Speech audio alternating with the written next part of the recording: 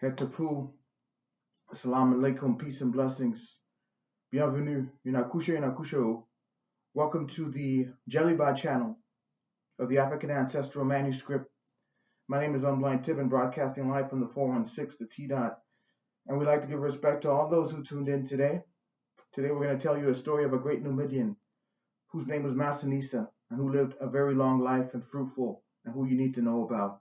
Before we start, however, I'm going to have a short verse out of my last album, which was called 100% Certified Organic African Green Diction without any animal byproducts. Long title. Basically, you can shorten and narrow it down and just say 100%. Okay, so this piece is called Science. It's devoted to the divine feminine. I'm holding the sword that represents the Ogun, the warrior energy, the Herokuti, that Thorish type thing in the Viking tradition. That's where it emanates from. The real warrior is the warrior who's able to, when a general gives him an order, which is a wrong order, take out the general, so the general doesn't represent a danger to the humanity. So think about that. That's all about courage. Ogun, Herokuti, goes out in the brush and clears a path for the rest of the people, women, children, other people to follow. So you got to lead, and you got to lead with truth. This piece of science. High priestesses revolve around science. The nucleus is an alliance to make you become a divine appliance, to bring good into the world, to bring God into the world. This is the destiny of the world, the fabled evasive meaning of life. Science is a set of correlations that scribbles on your physics book. True science is the science of the spirit of God manifesting through the terror, through nature. Yes, it's in your nature. And when you know, you need not study. That's why they keep on studying, because to them it remains a fallacy. Hypothetical masturbation, whilst high priestesses render inspired prophecies and live as testaments of Neta's legacy, deciphering science through the use of cosmology, disciplining their emotions to zero out a remedy, studying math not in order to get A's, but in order to get in touch with God's ways. So that if I was the king, I would show Mituna Tur, consult with Tahuti to become Oren Miller and be the temple's pillar, the gatekeeper of truth, eating off the divine law's fruits, to energize the deciphering of science and alchemy minds with symmetric lines, all in congruent order, for assimilation in each and every single one of your chakras. Let's assimilate this wisdom into each and every single one of our chakras. Peace and blessings. We're going to sit down, take it easy, and we're going to get ready to tell you the story. Today's story, as we mentioned, is the story of the great Massanissa. Massanissa was a great Numidian. The Numidians were a great people of North Africa. In contemporary days are Tunisia. That's where they reigned. And in that region, they were able to establish themselves as great people. And we'll talk a little bit more about all that they did and all that they enabled to be done in that region. Okay? Sorry about the technical issue. This is live. We have a mandate just to have it as it is. So, je vous remercie d'être avec nous aujourd'hui.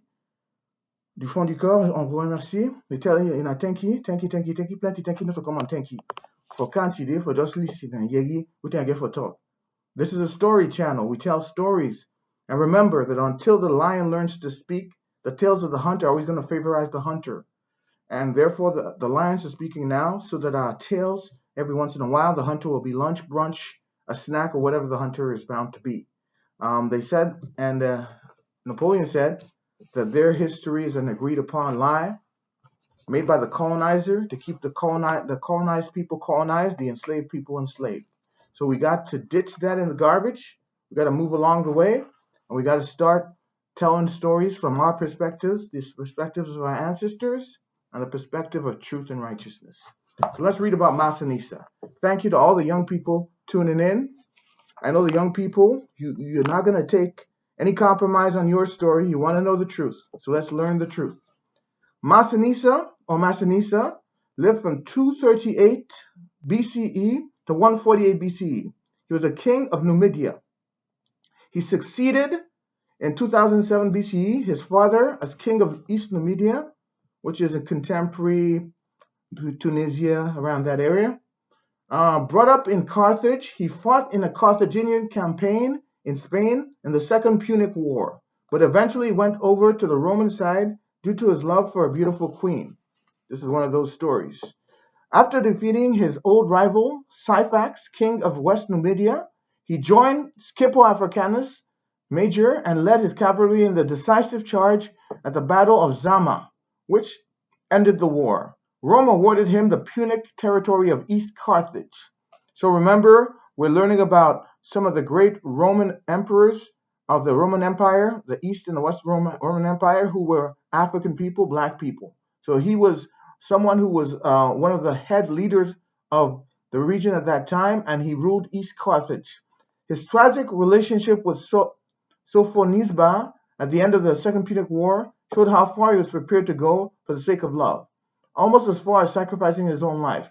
During his long reign, he extended his power and converted his land of turbulent tribes, people, or ethnic groups into a very strong and prosperous kingdom. He goaded Carthage into resisting Numidian encroachments. The resistance furnished Rome with a pretext for beginning the Third Punic War. This enabled him to further extend his territory.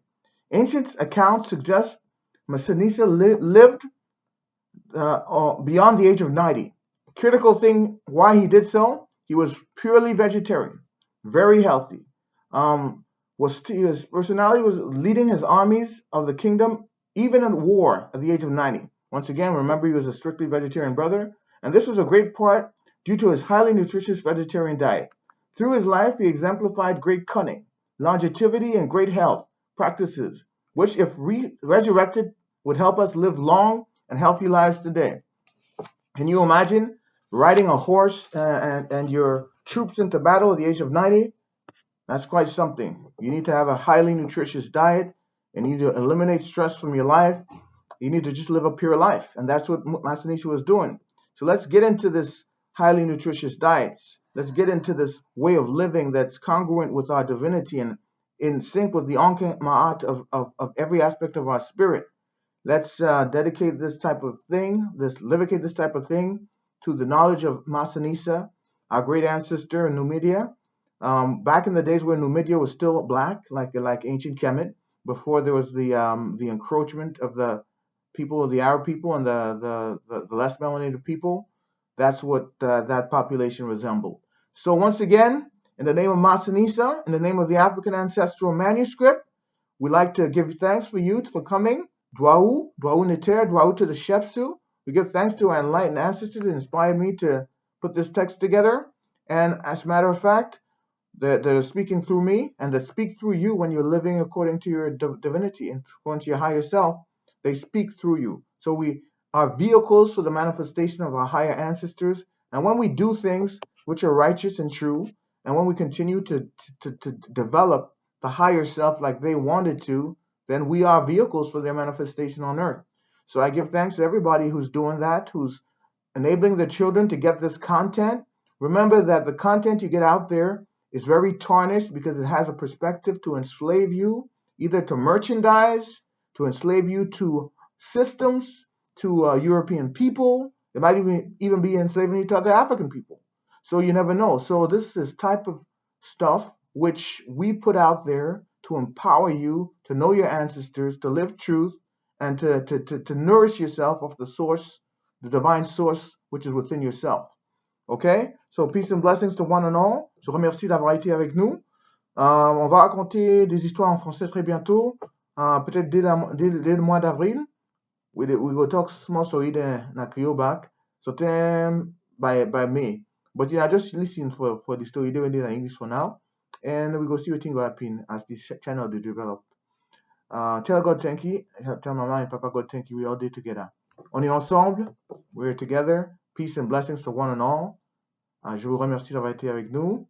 Je vous laisse avec la paix et je vous retourne à la paix. Peace, hetapu, ashe, ashe, ashe. Take care of yourself, take care of each other, take care of what is true, and nurture yourself with your ancestral brew. Hetapu. Peace.